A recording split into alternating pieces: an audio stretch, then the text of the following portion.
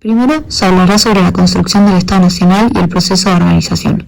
La construcción del Estado Nacional fue un proceso lento y complejo que se inició con la Revolución de Mayo y demandó más de medio siglo de guerras civiles y experimentos fallidos.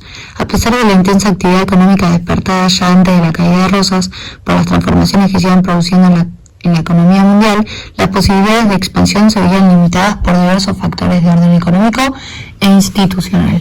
La ausencia de un mercado nacional integrado, la precariedad de los medios de comunicación, la anarquía en los medios de pago, la inexistencia de un mercado financiero, las dificultades para expandir la frontera territorial, contribuyen a generar un marco de inestabilidad que atenta contra el crecimiento económico.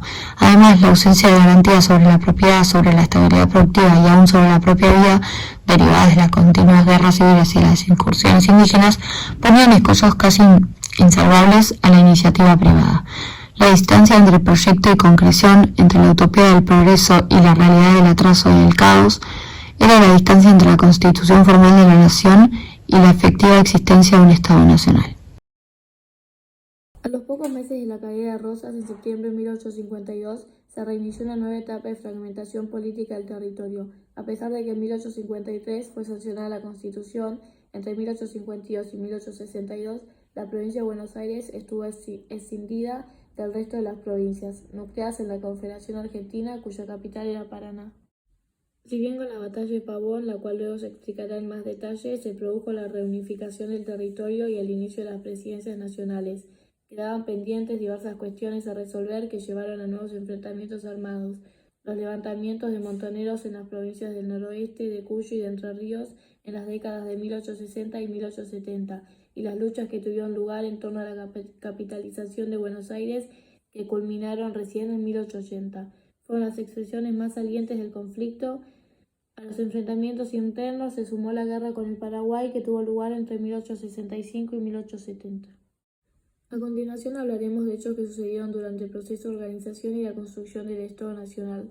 En primer lugar está la Batalla de Caseros, la cual fue un enfrentamiento armado ocurrido el 3 de febrero de 1852, en el cual el ejército de la Confederación Argentina, al mando de Juan Manuel de Rosas, gobernador de la provincia de Buenos Aires y encargado de las relaciones exteriores de la Confederación Argentina, fue derrotado por el Ejército Grande, compuesto por fuerzas de Brasil, Uruguay, las provincias de Entre Ríos, Corrientes y Santa Fe y los unitarios exiliados, liderado por Justo José Urquiza. Luego de la batalla de Caseros, Urquiza designó como gobernador de Buenos Aires a Vicente López y Planes. Convocó una reunión con todos los gobernadores para decidir sobre la organización del Congreso Constituyente con el objetivo de organizar y unificar el territorio. Por entonces, algunas acciones de Urquiza, como los fusilamientos sin juicio previo, las confiscaciones de bienes, las continuas órdenes de pago liberadas contra el Tesoro de Buenos Aires y la asunción de las relaciones exteriores de la Confederación, preocupaban a los porteños. Sin embargo, el problema principal de la provincia era que Buenos Aires se rehusaba a ceder sus privilegios y la Sala de Representantes de la provincia negó a Vicente López el poder para representar a la provincia en las deliberaciones.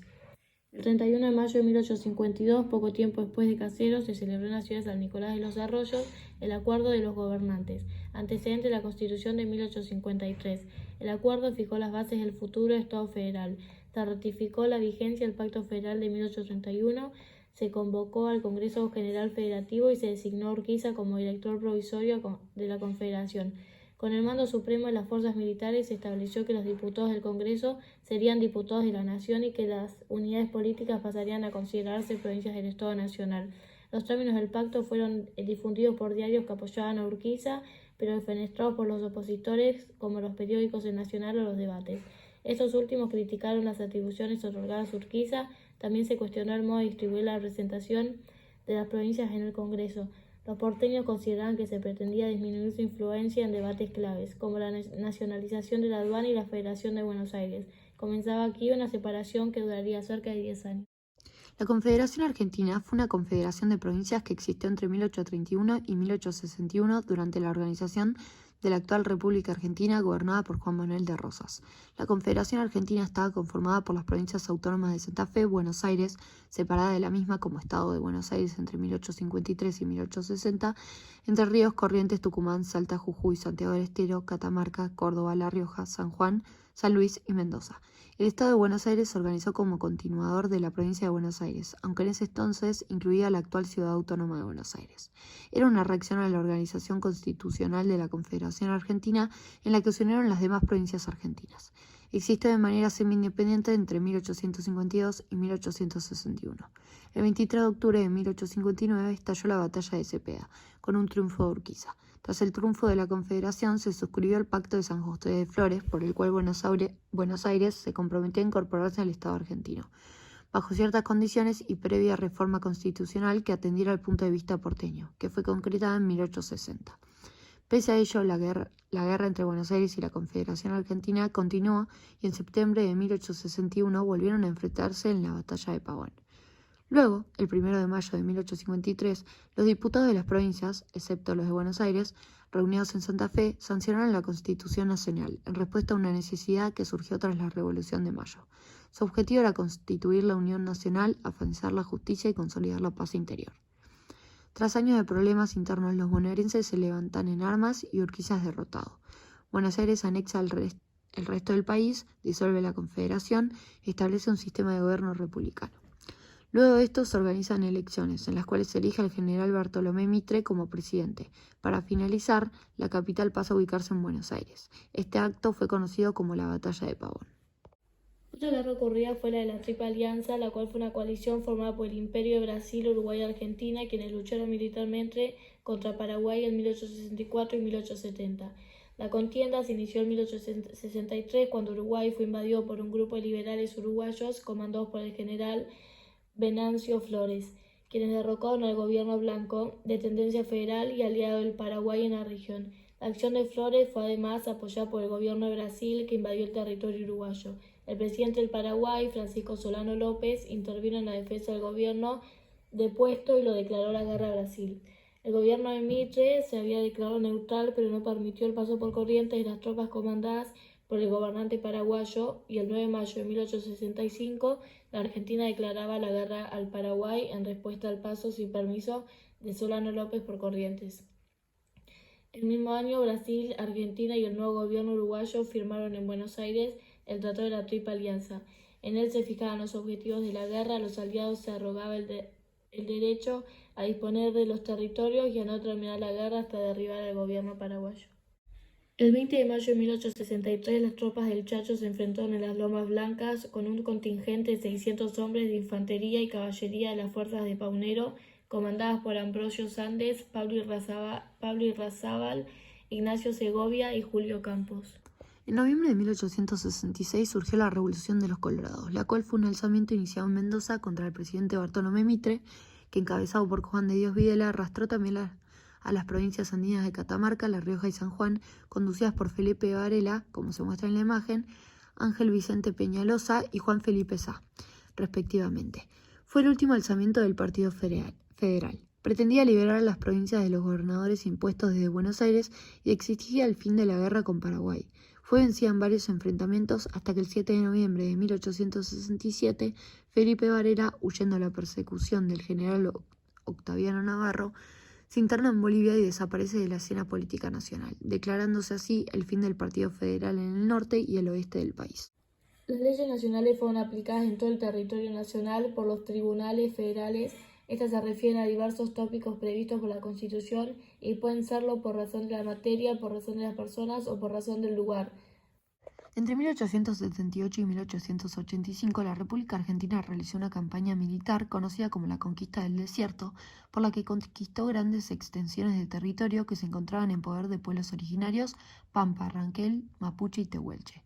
Se incorporó al control efectivo de la República Argentina una gran zona de la región pampeana y de la Patagonia, que hasta ese momento estaba dominada por los pueblos indígenas. Estos, sometidos, sufrieron la aculturación, la pérdida de sus tierras y su identidad, al ser deportados por las fuerzas reservas indias o trasladados para servir como mano de obra forzada. Algunas justificaciones de la conquista del desierto fueron relacionadas con las circunstancias de la época y una justificación fue relacionada con el análisis de sus causas en los aspectos económico y social. Se justificaron diciendo que una estimación señala que entre 1820 y 1870 los indios robaron 11 millones de cabezas de ganado, 2 millones de caballos y 2 millones de ovejas. Asesinaron o capturaron a 50.000 personas y robaron bienes por valor de 20 millones de pesos. Con su acción, los indios habían puesto límites al uso de las tierras y a la colonización. Desde el punto de vista económico, el dominio que los indios tenían del sur de la provincia de Buenos Aires, la actual provincia de La Pampa, y el sur de Mendoza, implicaba una forma primitiva de producción, cuyo superávit era enviado a Chile. El último episodio de las guerras civiles que enfrentaron a las provincias de Argentina con Buenos Aires fue la Revolución de 1880. El enfrentamiento signado por la sucesión del presidente Nicolás Avellaneda y la federalización del territorio de la ciudad de Buenos Aires se saldó con cruentos enfrentamientos de la culminación con la derrota de la provincia de Buenos Aires. La ciudad convertida en territorio federal y el inicio de la larga hegemonía de Julio Argentino Roca en la política argentina. El 25 de mayo efectuó una parada militar en conmemoración de la Revolución de Mayo. Ambos sucesos fueron interpretados como provocaciones y demostraciones de fuerza. El 28 de mayo estaba previsto recibir con honores los restos del general José de San Martín. El vapor había tenido que demorar su salida y la entrega no se concretó. El gobierno nacional tuvo conocimiento del envío y de su postergación para la madrugada del 1 de junio. Al mediodía, Tejedor convocó a Arias a una reunión en su despacho que se concretó a las 14 con la presencia de Julio Campos. Tejedor les comunicó que las armas se recibirían esa noche y que ya había dado órdenes de movilizar a sus fuerzas de las comisarías Míguez y Nahón para apoyar en defensa y en logística la operación. A la hora de la batalla, las tropas nacionales recibieron órdenes de retirarse para evitar un enfrentamiento. Sin embargo, al arribar al riachuelo, fue perseguida por un vapor nacional originándose un tiroteo. Finalmente las armas fueron descargadas y Arias regresó con sus hombres a la ciudad, suponiendo que de acuerdo al acordado, al haberse combatido, Tejedor habría ordenado avanzar a Campos, pero el gobernador había desistido, deseando mantener lo que consideraba una política de resistencia y no de agresión hacia el Estado Nacional. El periodo comprendido entre las últimas décadas del siglo XIX y la crisis internacional de la década de 1930, conocido en la historia económica argentina como el periodo del modelo agroexportador, fue la etapa de mayor crecimiento económico de este país. Consistió en el aprovechamiento masivo de sus plataformas territoriales para desarrollar el cultivo y la explotación de materias primas del agro con fines de exportación como principal fuente de ingreso. Este modelo coincide en casos como el argentino con el establecimiento del Estado Nacional, por lo que se vincula profundamente con las raíces imaginarias de la nación, es decir, forma parte importante de su propia historia económica. El modelo agroexportador instauró un importante flujo económico entre algunas potencias industriales como Gran Bretaña, Francia o los Estados Unidos y las naciones jóvenes latinoamericanas, modelando la sociedad de estas últimas en base a una economía exportadora. A continuación, resumen del modelo, a través de sus principales características. Finalizamos esta presentación hablando sobre una cuestión más política como la fue el PAN, Partido Autonomista Nacional, el cual fue un partido político liberal conservador argentino que tuvo preeminencia entre 1874 a 1916, periodo conocido en la historiografía moderna como República Conservadora o República Oligárquica, durante el cual gobernó interrumpidamente el país sin alterancia, bajo un cuestionado régimen electoral de voto cantado altamente fraudulento y con mínima participación electoral. Luego del establecimiento del sufragio secreto y obligatorio para varones en 1912, el PAN y los partidos liberal conservadores que lo sucedieron no volvieron a ganar nunca más una elección presidencial.